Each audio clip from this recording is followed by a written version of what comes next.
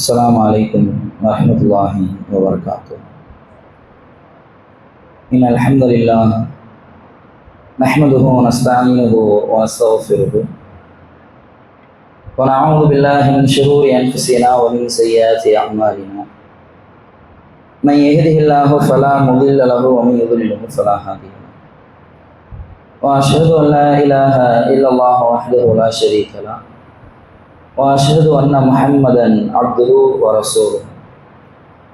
قال نبينا صلى الله عليه وسلم: إن أصدق الحديث كتاب الله وأحسن الهدي هدي محمد صلى الله عليه وسلم وشر الأمور محدثاتها وكل محدثة بدعة وكل بدعة ضلالة وكل ضلالة في النار. எல்லாம் அல்ல அல்லாஹ்வின் நல்லடியார்கள்ல, அல்லாஹ்வினுடைய சாந்தியும் சமாதானமும் வற்றாத பெருங்கருணை இந்த உலகத்திற்கு இறுதி தூதராய் வந்த எம்பெருமானார் முஹம்மது நபி ஸல்லல்லாஹு அலைஹி வஸல்லம் அவர்களின் மீதும், அவர்களுடைய சொல் செயல் அங்கீகாரத்தை தம்மால் என்றளவு பின்பற்றி வாழ்ந்து மறைந்த உத்தம சத்திய சஹாபாக்களின் மீதும், தாபீன்கள் மீதும், தபா தாபீன்கள் மீதும், உங்கள் மீதும் என் மீதும் என்று நிலவட்டுமாக என்று பிரார்த்தனை செய்தவனாக என்னுடைய இந்த ஜும்ஆ உரை ஆரம்பிச்சு. எல்லாம் அல்ல அல்லாஹ்வின் நல்லடியார்கள்ல, அல்லாஹ் தன்னுடைய திருமறையில் இந்த உலகத்தில் வாழக்கூடிய எல்லா மக்களுக்கும் உண்டான வசதி வாய்ப்புகளை ஏற்பாடு செய்து கொடுத்து, இந்த உலகத்தில் வாழ்வதற்குண்டான எல்லா அடிப்படை வசதிகளையும் இறைவன் செய்து கொடுத்து, அந்த மனிதர்களை நேர்வழிப்படுத்துவதற்காக ஒவ்வொரு சமுதாயத்திற்கும் ஒவ்வொரு தூதர்களை அனுப்பி, அந்த தூதர்களுடைய கையில் வேதங்களை இறைவன் கொடுத்து, அந்த மக்கள்களுக்கு நிறைய வரலாற்று சம்பவங்களை இறைவன் எடுத்து சொல்லி, அந்த சம்பவங்கள் எல்லாம் எதற்காக சொல்லப்பட்டது? திருமறை குர்ஆனுடைய வசனங்களை நாம் எடுத்து பார்த்தோமே ஆனால் 3இல் ஒரு பகுதி வரலாறுகளால் நிரப்பப்பட்டு இருக்கும். அந்த வரலாறுகளில் நடந்த விஷயங்கள், அந்த விஷயங்களின் மூலமாக அந்த சம்பவங்களுடைய இறுதியில் சொல்லப்பட்ட அறிவுரைகள், அந்த விஷயங்களில் ஏற்பட்ட தவறுகள், இப்படி எல்லா விஷயங்களையும் உள்ளடக்கி ஒவ்வொரு வரலாறுகளாக இறைவன் நமக்கு சொல்லித் தருகிறார். நமக்கு தேவை நம்முடைய வாழ்க்கையிற்கு உண்டான அத்தியாவசியம், நம்முடைய வாழ்க்கையிற்கு உண்டான அடிப்படை தேவை என்பது நீர் இப்படி இருக்க வேண்டும் என்று சொன்னால் போதும். உங்களுடைய வாழ்க்கையை நீங்கள் இப்படி அமைத்துக் கொள்ளுங்கள். வட்டிக்கு செல்லாதீர்கள், விபச்சாரத்தின் பக்கம் நெருங்காதீர்கள், மதுவை அருந்தாதீர்கள், அடுத்தவர்களுடைய சொத்துக்களை நீங்கள் அபகரிக்காதீர்கள். இது மாதிரியான உபதேசங்கள் மட்டும் ஒரு மனிதனுடைய வாழ்க்கையை செம்மைப்படுத்தும். ஆனால் இறைவன் வேறு சில தோணிகளை நமக்காக பயன்படுத்துகிறான். சம்பந்தமே இல்லாம ஆதம் அலைஹிஸ்ஸலாம் அவர்களுடைய வரலாறு எதற்கு நமக்கு? மூசா அலைஹிஸ்ஸலாம் அவர்களுடைய வரலாறு எதற்கு நமக்கு? இந்த விஷயங்களை எல்லாம் சொல்லிவிட்டு இறைவன் தன்னுடைய திருமறையில் சொல்லுகிறான்: லகத் கான கஸஸிஹிம் ஃபீ இப்ரத்தில் லிஉலில் அல்பாப். வரலாறுகள் திருமறை குர்ஆனில் சொல்லப்பட்டது மட்டும் கிடையாது. அது ஹதீஸ்களாக இருக்கட்டும், உலகத்தினுடைய வரலாறுகளாக இருக்கட்டும், இந்த வரலாறுகள் எல்லாம் மக்களுக்கு அழகிய படிப்பினை தருவதற்காகத்தான் உங்களிடத்தில் நான் இதை தந்திருக்கிறேன். எந்த வரலாறாக இருந்தாலும் சரி, ஹிட்லருடைய வரலாறா, அதிலும் ஒரு படிப்பினை இருக்கிறது.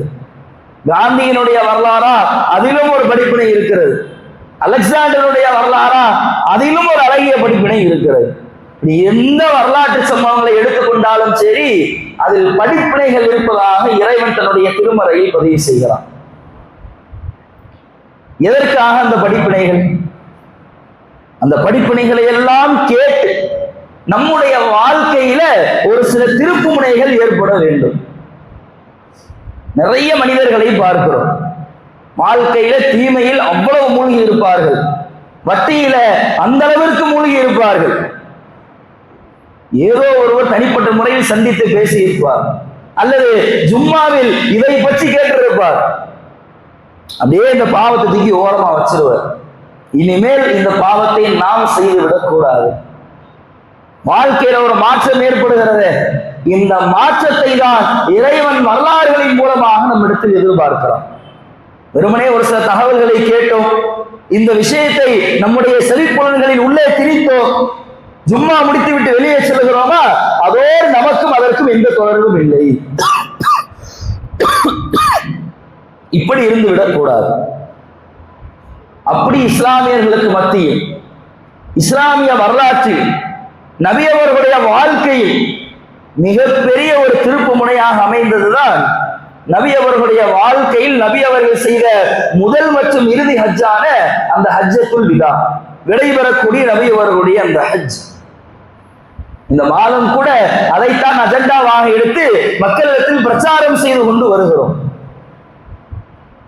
அல்லாஹ்வுடைய தூதர் அவர்கள் மக்காவில் பிரச்சாரத்தினுடைய வெளிப்பாடு என்றும் இல்லை என்று, மிக குறைவானதாக இருக்கிறது என்று இறைவன் புறத்திலிருந்து ஒரு கட்டளை. மக்காவில் பிரச்சாரம் செய்தது போதும், நீங்கள் மதீனாவிற்கு செல்லுங்கள். மதீனாவிற்கு சென்றதற்கு பின்பாவது மக்கத்து காஃபிர்கள் மௌனம் காத்தார்களா? அங்கேயும் தொல்லைகள், அங்கேயும் தொந்தரவுகள். நபி அவர்களுடைய வாழ்க்கையில் நிம்மதியை துளைத்தெறிய வேண்டும் என்று கங்கணம் கட்டி கொண்டு திரிந்தார்கள். பல போர்க்களங்கள், பத்ர் களம், உஹது களம், அஹல் களம், இந்த களத்தை எல்லாம் கடந்து மதீனாவிற்கு வந்தும் கூட 5 ஆண்டு காலம் மக்கா காஃபிர்களால் நபி அவர்கள் மிகப்பெரிய மனவேதனைக்கு உள்ளாகினார்கள். இறுதியில தொடர்ச்சியாக தோல்விகளை சந்தித்துக் கொண்டு வந்த மக்கத்து காஃபிர்கள் ஒரு முடிவு ஒன்றை எடுக்கிறார்கள். ஆரம்பத்துல பத்ர்ல வந்தோம், தோல்வியை சந்தித்தோம், உஹதை சந்தித்தோம், மிகப்பெரிய அளவில் வெற்றி ஒன்றையும் சுவைக்கவில்லை, மிகப்பெரிய இழப்புகள் இஸ்லாமியர்களுக்கு ஏற்படவில்லை. அகல் களம், யாரெல்லாம் இஸ்லாத்திற்கு எதிராக இருந்தார்களோ அனைவரையுமே ஒரே அணியில் திரட்டி கொண்டு மதீனாவை நோக்கி படையெடுத்தோம், அதிலும் தோல்வி. இதற்கு பின்பாக மதீனாவாசிகளோடு, முஹம்மதோடு போர் செய்வதை நாம் நிறுத்தி விடுவோம், ஒரு முடிவை எடுக்கிறார்கள்.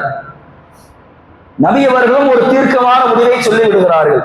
இனிமேல் மக்காவாசிகள் நம்மோடு போர் செய்வதற்கு வருவதற்கு வாய்ப்பு இல்லை, இனி நம்மளா வம்புக்கு போனாதான் உண்டு. ரெண்டு பக்கமும் சைலண்ட் ஆயிடுது. அடுத்து ஒரு 2 ஆண்டுகள் கழித்து நபித்தோழர்களுக்கு உம்ரா செய்ய வேண்டும் என்கின்ற ஒரு ஆசை வருகிறது. முதல் முறையாக நபி அவர்கள் மதீனாவில் இருந்து மக்காவை நோக்கி பிரவேசிக்கிறார்கள், பயணிக்கிறார்கள். மக்காவை அடைந்தால் மக்காவினுடைய எல்லையிலேயே அல்லாஹ்வுடைய தூதர் அவர்கள் தடுத்து நிறுத்தப்படுகிறார்கள். முதல் முறை அந்த உம்ரா செய்ய சென்ற நிகழ்வு என்பது ஹுதைபியா உடன்படிக்கையாக மாறுகிறது. மக்காவிற்குள்ளே செல்ல முடியவில்லை, மீண்டும் மதீனாவிற்கு வந்து விடுகிறார்கள். 2வது முறை அந்த ஹுதைபியா உடன்படிக்கையில் போடப்பட்ட ஒப்பந்தத்தின் அடிப்படையில் உம்ரா செய்வதற்காக 2வது முறை நபி அவர்கள் செல்லுகிறார்கள். மக்காவிற்குள்ளே சென்று உம்ராவை முடித்துவிட்டு 3 நாட்களில் மீண்டும் மதீனாவிற்கு திரும்புகிறார்கள். பிறகு 3வது முறை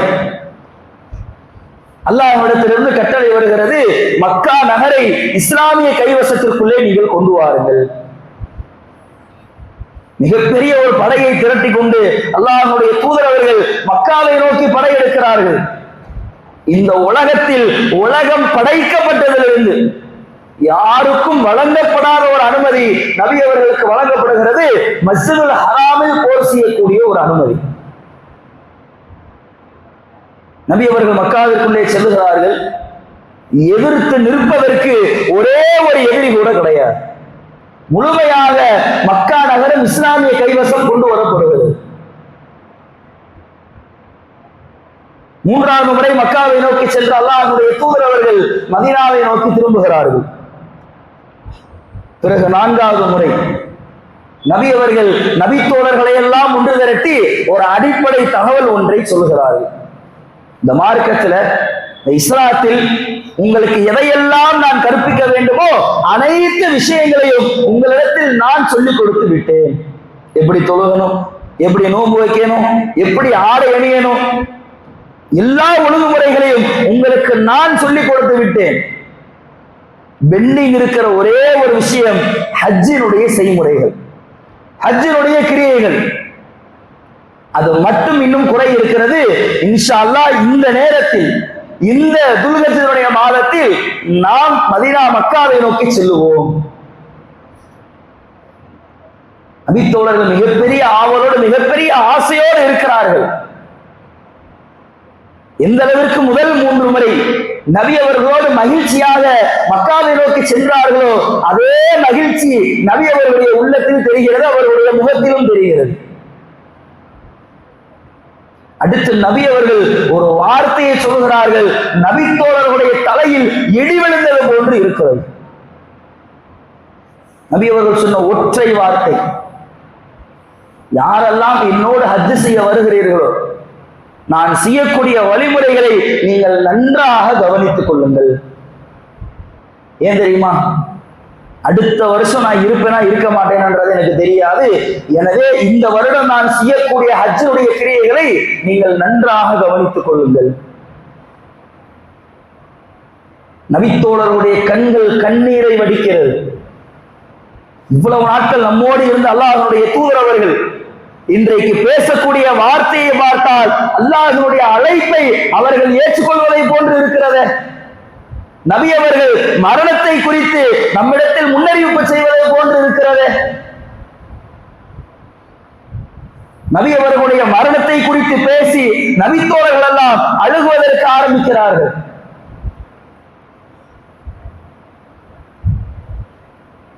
அந்த வருடத்தில் நடந்த ஒரு சில நிகழ்வுகள், வருடம் ரமலானுடைய மாதம் வந்து விட்டால் திருமறை குர்ஆனை ஜிப்ரீல் அவர்கள் முழுமையாக அந்த ஆண்டு வரைக்கும் எவ்வளவு குர்ஆன் வசனங்கள் இறங்கி இருக்கிறதோ அதை ஒரு முறை நபி அவர்களிடத்தில் முழுமையாக ஓதி கேட்பார்கள். ஆனா மரணித்த அந்த ஆண்டில், அந்த ரமலானுடைய வருடத்துல திருமறை குர்ஆனை ஜிப்ரீல் அவர்கள் 2 முறை ஓதி கேட்கிறார்கள். 2 தடவை நீங்க ஓதுங்க. இதுவும் மக்களுக்கு தெரிகிறது. என்னடா, வருடம் திருமறை குர்ஆனை ஒரு முறை ஓத சொல்லக்கூடிய ஜிப்ரீல் அவர்கள் இந்த வருடம் நபி பெருமகன் அவர்களை 2 முறை ஓத சொல்லி இருக்கிறார்களே. ரசூலுல்லாஹ் இது மாதிரியான வார்த்தைகளை பயன்படுத்துகிறார்களே. அந்த படை மிகப்பெரிய ஒரு கவலையோடு மிகப்பெரிய ஒரு துக்கத்தோடு மதீனாவிலிருந்து சென்று மக்காவை அடைகிறது. மக்காவை அடைந்தால் ஹஜ்ஜுடைய கிரியைகளை அல்லாஹ்வுடைய தூதரவர்கள் ஒவ்வொன்றாக சொல்லித் தருகிறார்கள். அனைத்தையுமே நபித்தோழர்கள் நன்றாக கவனித்துக் கொண்டு வருகிறார்கள். அரஃபா மைதானத்திற்கு வந்தாச்சு. இந்த அரஃபா மைதானத்தில் வைத்து அல்லாஹ்வுடைய தூதரவர்கள் நபித்தோழர்களிடத்தில் ஒரு உறுதி பிரமாணத்தை கேட்கிறார்கள்.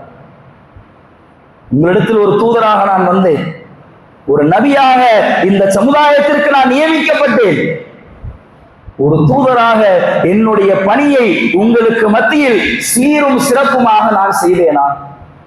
நபித்தோழர்களிடத்தில் கேட்கிறார்கள். ஒரு சேர நபித்தோழர்கள் சொல்கிறார்கள், நாம் யா ரசூலல்லாஹ், அல்லாஹ்வுடைய தூதர் அவர்கள் கொடுத்த இந்த பணியை சீரும் சிறப்புமாக நீங்கள் செய்வீர்கள். எல்லாவற்றுக்கும் நபித்தோழர்களை தன்னுடைய குடும்பத்தை சாட்சியாக வைத்த அல்லாஹ்வுடைய தூதர் அவர்கள் இந்த முறை தன்னுடைய கையை வானத்தை நோக்கி உயர்த்துகிறார்கள். இறைவா, இவர்கள் சொன்னதற்கு நீயே சாட்சியாளன். தூதராக நியமித்தாய், ஒரு சிறந்த தலைவனாக, ஒரு சிறந்த தூதராக இவர்களுக்கு மத்தியில் நான் பணியாற்றியதற்கு இந்த மக்களே உன்னிடத்தில் சாட்சியாக இருக்கிறார்கள். சொன்ன அடுத்த கணம் அடுத்து இன்னொரு வசனம் ஒன்று இறங்குகிறது, அடிக்கு மேல் அடி. அது யௌம அக்மல்து லக்கும் தீனக்கும். அல்லாஹ் சொல்லுகிறார், இன்றைய தினம் உங்களுடைய இந்த இஸ்லாமிய மார்க்கத்தை நான் பரிபூர்ணப்படுத்தி விட்டேன். நபித்தோழர்கள் முழுமையாக விளங்கிக் கொள்கிறார்கள். நபி அவர்களுடைய மரணத்தை குறித்துதான் இறைவன் நம்மிடத்தில் பேசிக் கொண்டு இருக்கிறான். வசனத்தை கேட்ட உடனே எல்லா தோழர்களும் தேம்பி தேம்பி அழுக ஆரம்பிக்கிறார்கள். அரஃபா மைதானத்திற்கு அல்லாஹ்வுடைய தூதர் அவர்கள் வந்து எல்லா தோழர்களையும் ஒன்று திரட்டி நபி அவர்கள் நபித்தோழர்களுக்கு மத்தியில் பேசுவதற்காக ஆரம்பிக்கிறார்கள். அதுதான் நபி அவர்கள் நபித்தோழர்களுக்கு செய்த இறுதி பேருரை. தன்னுடைய 23 ஆண்டு காலகட்டத்தில் எந்தெந்த விஷயங்களை எல்லாம் விரிவாக நபி அவர்கள் எடுத்து சொன்னார்களோ அந்த விஷயங்களை எல்லாம் ரத்தின சுருக்கமாக ஒரே உரையில் நபி அவர்கள் கொண்டு வந்து கட்டமைக்கிறார்கள். நபி அவர்கள் பேச தொடங்குகிறார்கள். பொதுவா பேச்சிலையும் நபி அவர்கள் சொல்கிறார்கள், அல் பயானு மினஸ் சிஹர், பேச்சில் அப்படியே ஒரு சூனியம் இருக்கிறது என்று நபி அவர்கள் சொல்லி இருக்கிறார்கள். மக்களை கவர்ந்து தன் பக்கம் இழுக்கக்கூடிய ஒரு சக்தி என்பது அது மேலை பேச்சில் இருப்பதாக நபி அவர்கள் சொல்லி இருக்கிறார்கள். இன்னும் நபித்தோழர்கள் சொல்லுகிறார்கள், அல்லாஹ்வுடைய தூதர் அவர்கள் எங்களுக்கு மத்தியில் எப்போதெல்லாம் உரை நிறுத்துகிறார்களோ அப்பொழுது நபி அவர்களுடைய உரை எப்படி இருக்கும் தெரியுமா? ஒரு போர் படையில் இருக்கின்ற பொழுது அந்த படையினுடைய தளபதி அந்த போர் வீரர்களுக்கு எப்படி உபதேசம் செய்வாரோ அதே போன்று நபி அவர்களுடைய பேச்சு தோணி இருக்கும்.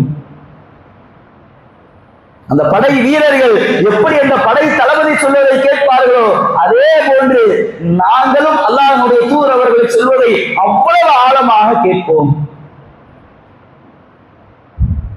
முதல் விஷயமாக அல்லாஹ்வுடைய தூதர் அவர்கள் நபித்தோழர்களிடத்தில் கேட்கிறார்கள், இது என்ன நாளுன்னு உங்களுக்கு தெரியுமா? நபித்தோழர்கள் சொல்லுகிறார்கள், அல்லாஹும் அவனுடைய தூதரவே நன்கறிந்தவர்கள். இது என்ன இடம் உங்களுக்கு தெரியுமா? நபித்தோழர்கள் சொல்லுகிறார்கள், அல்லாஹும் அவனுடைய தூதரவே நன்கறிந்தவர்கள். மூன்றாவதாக நபி அவர்கள் கேட்கிறார்கள், இது என்ன மாதம் உங்களுக்கு தெரியுமா? அதற்கும் நபித்தோழர்கள் ஒரு சேர சொல்லுகிறார்கள், அல்லாஹும் அவருடைய தூதரவே நன்கறிந்தவர்கள். அடுத்து நபி அவர்கள் அதற்குண்டான பதிலை பதிய வைக்கிறார்கள். அது என்ன நாளன் நபித்தோழர்களுக்கு தெரியாதா? அரஃபா தினம். 1400 வருடத்தை கடந்து இங்கே அமர்ந்திருக்கிற நமக்கு தெரியாதா? அரஃபாவில் நபி அவர்கள் கூடியது துல்ஹஜ்-பிறை 9, அது அரஃபாவினுடைய தினம். நமக்கு தெரிந்தது நபித்தோழர்களுக்கு தெரியாதா? அது என்ன இடம்ன்றது அந்த இடத்தில் வாழ்ந்தவர்களுக்கு தெரியாதா? அது என்ன மாதம் என்பது அந்த நாட்களில் காலத்தை கழித்தவர்களுக்கு தெரியாதா? எல்லாவற்றுக்கும் உண்டான பதில்கள் நபித்தோழர்களுக்கு தெரியும்.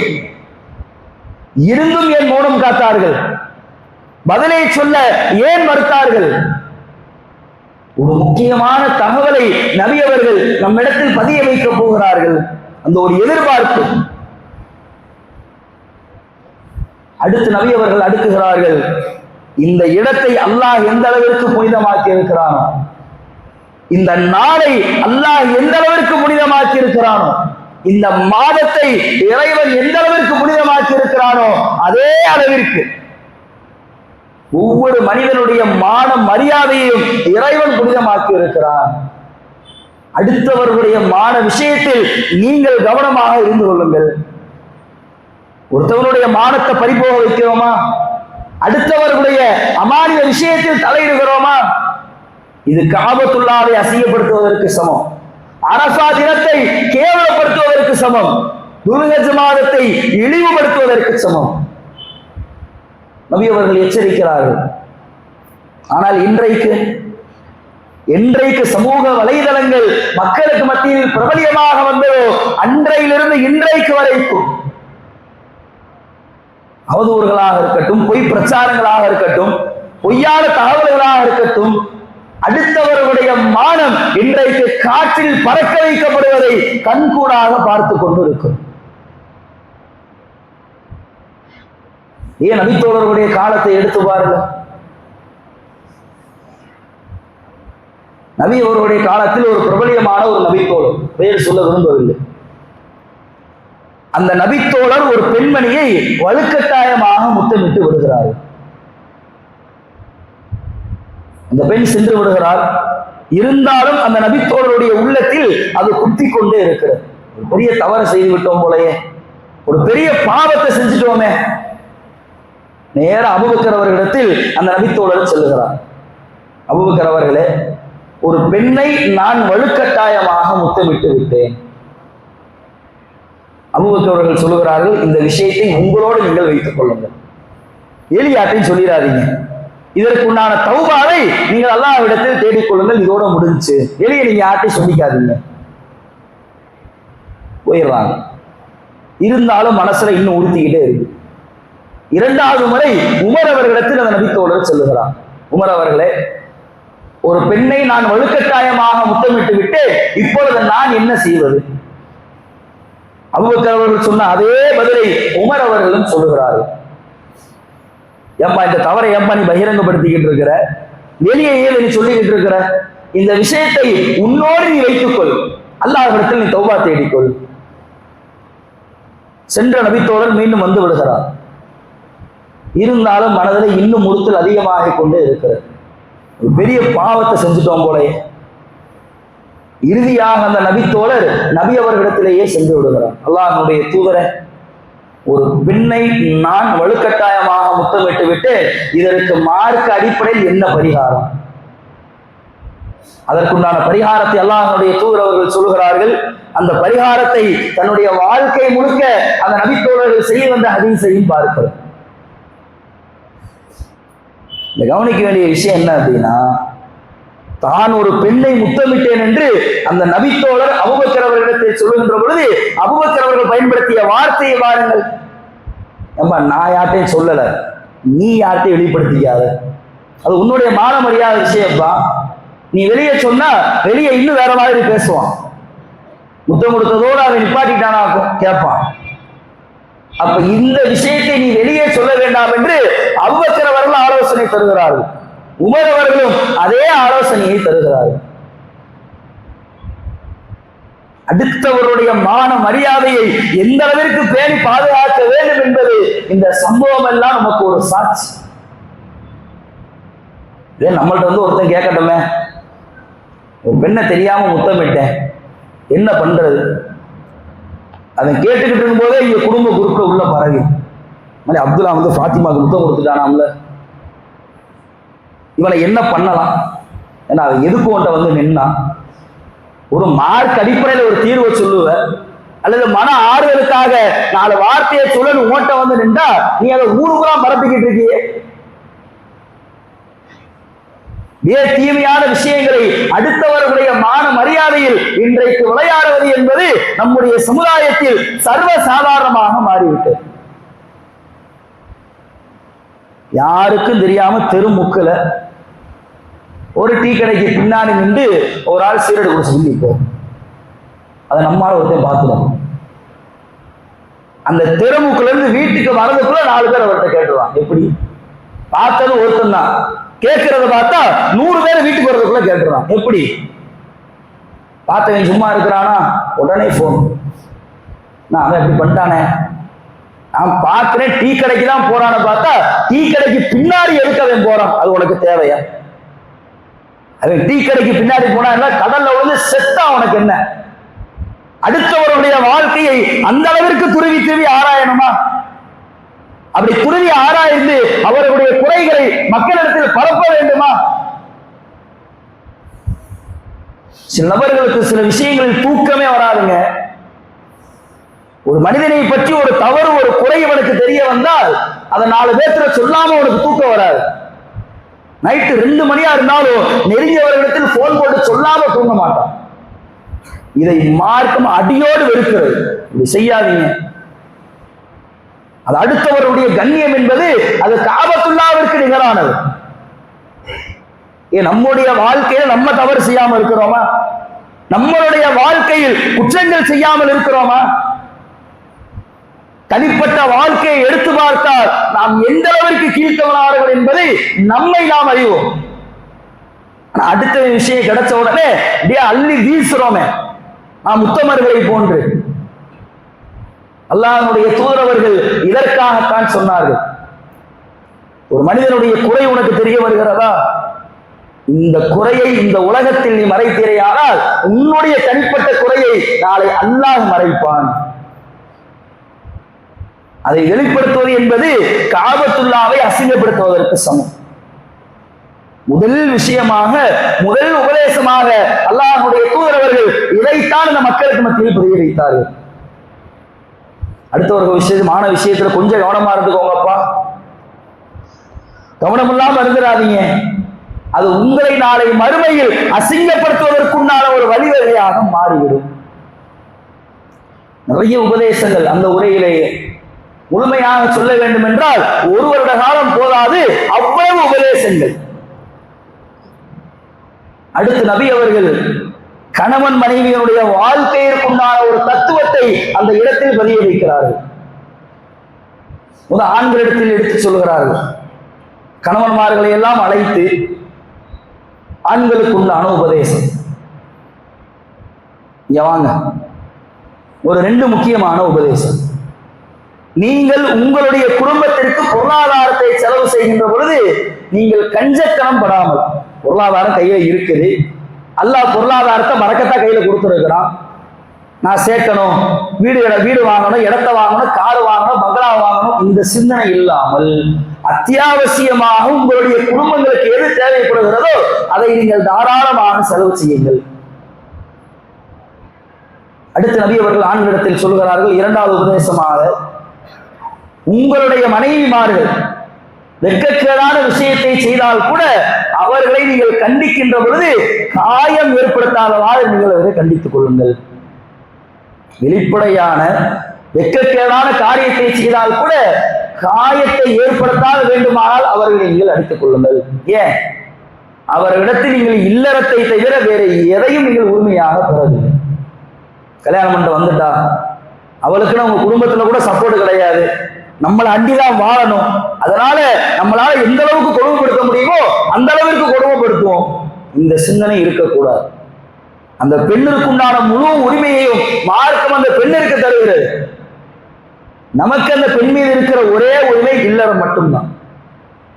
இதை குறித்து ஆண்களுக்கு நபி அவர்கள் சொல்லுகின்ற பொழுது, நல்ல தாராளமா செலவு பண்ணுங்க, கண்டிப்பா அடிக்க வேண்டும் என்கின்ற சூழ்நிலை வந்தால் காயம் ஏற்படுத்தாதவாறு நீங்கள் அடித்துக் கொள்ளுங்கள், அவ்வளவுதான். பெண்களின் பக்கம் அல்லாஹ்வுடைய தூதர் அவர்கள் திரும்புகிறார்கள். பெண்களை பார்த்து அல்லாஹ்வுடைய தூதர் அவர்கள் சொல்லுகிறார்கள், உங்களுடைய கணவர்மார்கள் யாரை வெறுக்கிறார்களோ, யாரிடத்தில் சண்டையிட்டு இருக்கிறார்களோ அவர்களை உங்களுடைய வீட்டிற்குள்ளே நீங்கள் அனுமதிக்க வேண்டாம். பொதுவாக ஆண்களுடைய வாழ்க்கை எடுத்து பாருங்களேன். ஒரு 10 பேர்த்துல பழகிறான் அப்படின்னா அதுல ஒரு 2 பேர்த்துல கண்டிப்பா சண்டை போட்டுதான் இருக்கும். அது ஆண்களுடைய யதார்த்த வாழ்க்கை.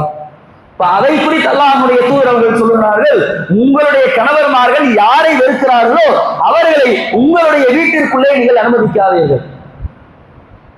2வதாக நபி அவர்கள் சொல்லுகிறார்கள், உங்களுடைய கணவர்மார்கள் பொருளாதாரத்தை சம்பாதித்து கொண்டு வந்து உங்களுடைய கையில் தருகிறார்களே, அந்த பொருளாதாரத்தை நீங்கள் செலவு செய்கின்ற பொழுது உங்களுடைய கணவனுடைய அனுமதியோடு அந்த பொருளாதாரத்தை நீங்கள் செலவு செய்யுங்கள்.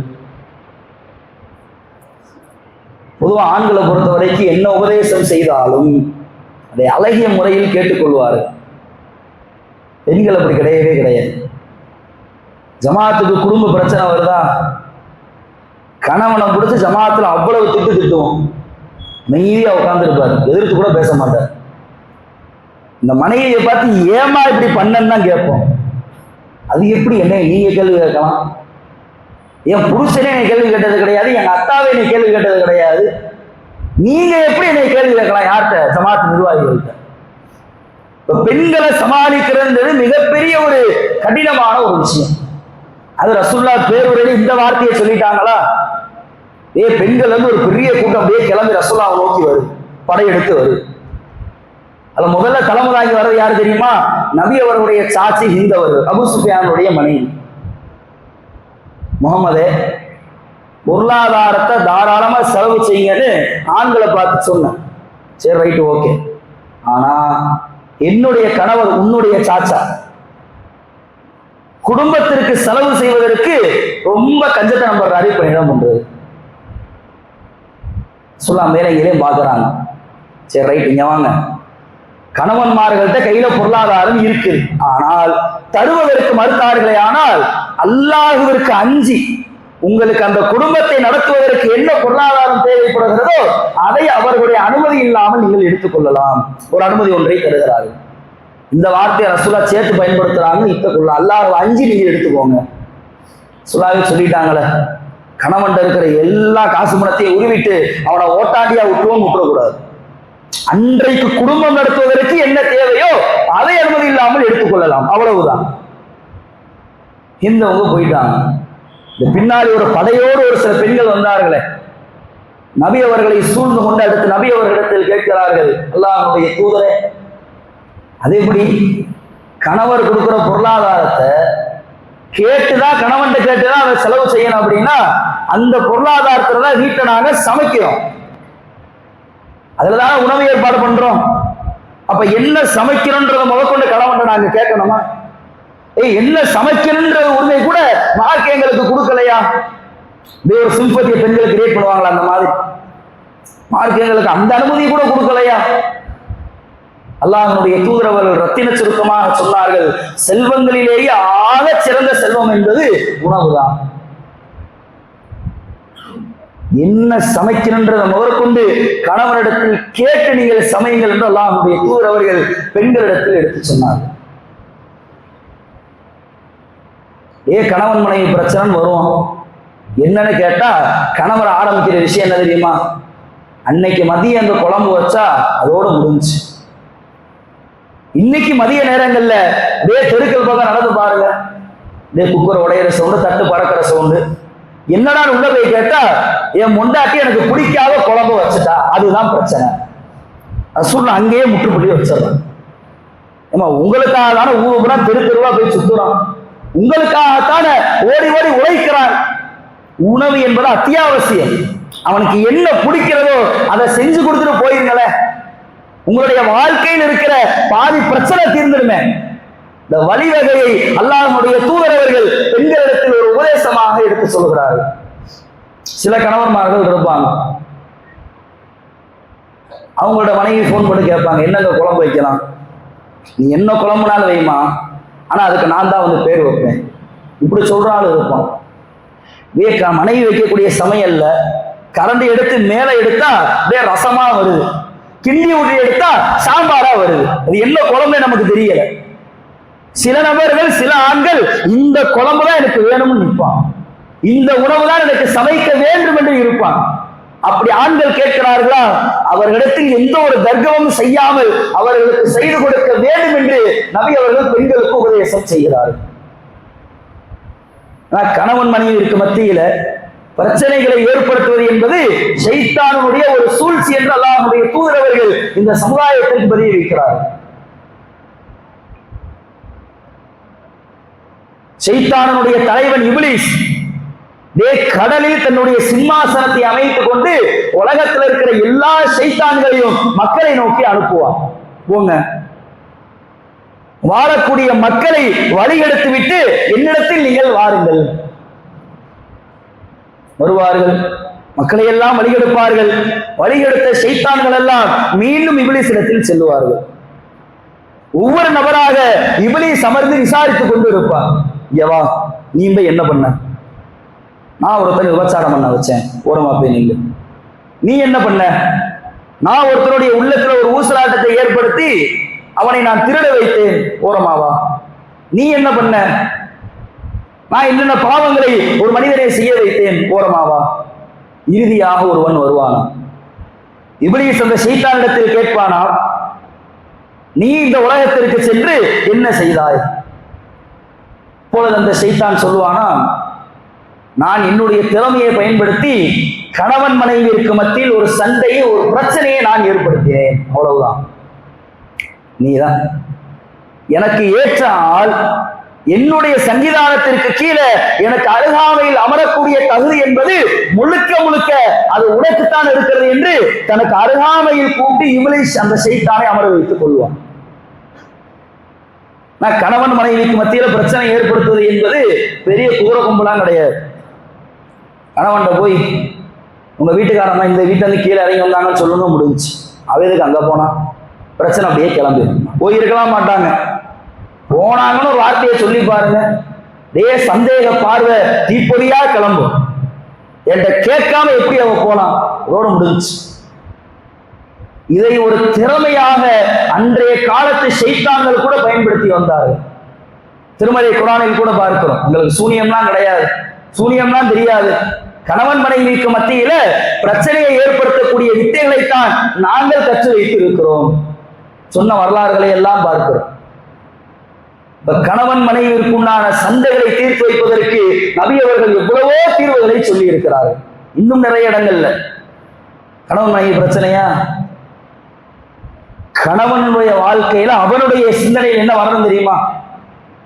மனைவியை பொறுத்த வரைக்கும் எனக்காக அனைத்தையும் இழந்துவிட்டு அவருடைய குடும்பத்தை, அவருடைய உறவினர்களை, அவருடைய நண்பர்களை எல்லாத்தையும் விட்டுட்டு நான் தான் உலகம் என்னை நோக்கி வந்திருக்கிறான், இவள்கிட்ட எப்படி நான் சண்டை போடுறது? கணவன் இப்படி யோசிக்கும். மனைவி கணவனை பற்றி யோசிக்கின்ற பொழுது, திருமணத்திற்கு முன்னாடி வரைக்கும் ஊதாரியா சுத்திக்கிட்டு இருந்தா, எந்த ஒரு பொறுப்புமே இல்லாம இருந்தா, இன்றைக்கு நானும் என்னுடைய பிள்ளைகளும் வந்ததற்கு பின்பாக அவனுடைய வாழ்க்கை அப்படியே தலைகளாக மாறிவிட்டது. எங்களுக்காக அனைத்தையும் தியாகம் செய்ய கற்றுக்கொண்டார். இந்த ஒரு சிந்தனை மனைவியருடைய உள்ளத்தில் வர வேண்டும். அதுதான் ரசூலுல்லாஹ் சொன்னாங்க, ரெண்டு பேருக்கு நடுவில் சண்டையா, என்ன மைனஸோ தயவுசா அதை நீங்க நினைச்சு பார்க்காதீங்க, என்னென்ன பிளஸ் இருக்குதோ அதை நினைச்சு பாரு. பாதி சண்டை குறைஞ்சும். பாதி சண்டை சமையல்ல, பாதி சண்டை பிரச்சனைகள்.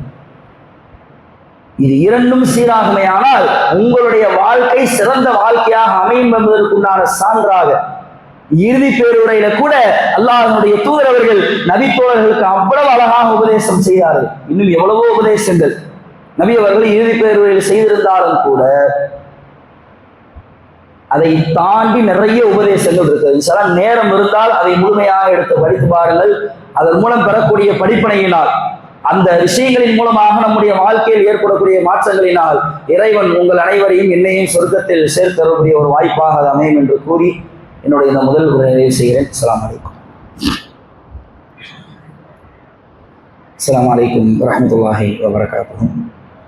இன்னல் ஹம்துலில்லாஹ் நஹ்மதுஹு வ நஸல்லி அலா ரசூலில் கரீம். ஒரே ஒரு சிறிய அறிவிப்பு. இன்ஷா அல்லாஹ் துல்ஹஜ் மாதத்தை அடைவதற்கு இன்னும் ஒரு சில நாட்கள் தான் இருக்கிறது.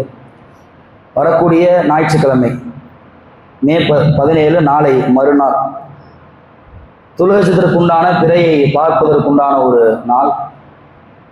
அந்த பிறையை நாம் பார்த்து விட்டோமே ஆனால் அடுத்த 10 நாட்களில் துல்ஹஜ் பிறை 10 ஹஜ் பெருநாள் நடைபெறும். ஞாயிற்றுக்கிழமை பிறை தெரியவில்லை என்றால் செவ்வாய்க்கிழமையை துல்ஹஜ் பிறை ஒன்றாக கணக்கிடப்பட்டு துல்ஹஜ் பிறை 10 ஹஜ் பெருநாள் வரும். இந்த துல்ஹஜ் மாதம், இந்த மாதத்தில் செய்யக்கூடிய அமல்களுக்கு நிறைய கூலிகள் இருக்கிறது. ரமதானுடைய மாதம் எந்த அளவுக்கு சிறப்புப்படுத்த மாதம் என்று சொல்லப்பட்டிருக்கிறதோ, ரமதானுடைய மாதத்தில் செய்யக்கூடிய அமல்களுக்கு அதிகமான கூலிகள் எப்படி வழங்கப்படுகிறது என்று சொல்லப்பட்டிருக்கிறதோ, அதே போன்று இந்த துல்ஹஜ் பிறை இந்த முதல் 10 நாள், துல்ஹஜ் பிறை பார்க்கப்பட்டதில் இருந்து அந்த ஹஜ் பெருநாள் தொழுகின்ற வரைக்கும் அந்த இடைப்பட்ட ஒரு 9-10 நாட்கள் இருக்குது. இந்த நாட்களில் நாம் செய்யக்கூடிய அமல்களுக்கு அதிகமான கூலிகள் அல்லாஹ் நமக்கு தருவதாக சொல்லுகிறார். எனவே அந்த நாட்களை தேவையில்லாமல் வீணடித்து விடாமல் திருமறை குர்ஆனை ஓதுவதன் மூலமாக, மார்க்க உபதேசங்களை அதிகமாக கேட்பதன் மூலமாக நன்மைகளை சம்பாதித்து இதன் மூலம் நாளை சொர்க்கத்திற்கு செல்லக்கூடிய நன்மக்களாக அல்லாஹ் உங்களையும் என்னையும் ஆக்கருள் புரிவானாக என்று கூறி என்னுடைய இந்த ஜுமா உரையை நிறைவு செய்கிறேன்.